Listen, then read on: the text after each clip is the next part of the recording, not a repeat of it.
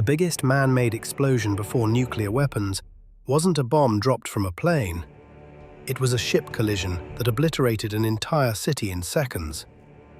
December 6, 1917, Halifax Harbour. The French cargo ship SS Mont Blanc, carrying vast amounts of TNT, picric acid, and other munitions and barrels of fuel meant for World War I.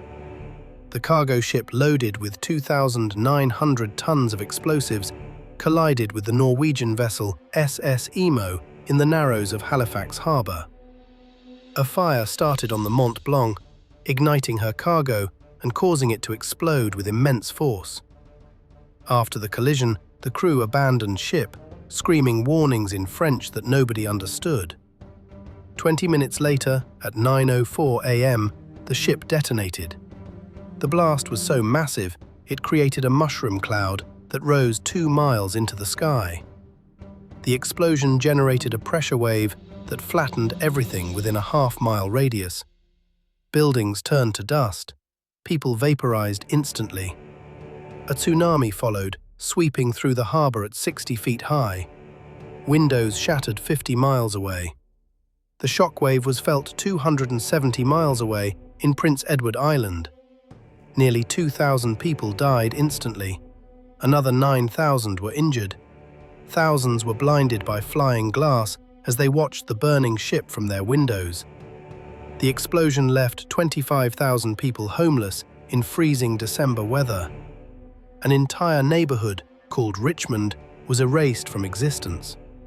For context, this blast was roughly 3 kilotons. The Hiroshima bomb was 15 kilotons. But in 1917, nothing came close to this level of destruction. Ships and anchors weighing tons were thrown miles inland. A cannon barrel landed 3 miles away. The explosion was so powerful that seismographs in Europe detected it. But here's what makes this story incredible. The city of Boston immediately sends relief trains loaded with supplies. That's why Halifax sends Boston a giant Christmas tree every single year, over a century later. The Halifax explosion released the energy equivalent of roughly 3 kilotons of TNT. To put that in perspective, that's about 1/5 the power of the Hiroshima bomb. For 28 years, it remained the most powerful man-made explosion in history until the nuclear age began. One accident, one collision, the deadliest disaster in Canadian history.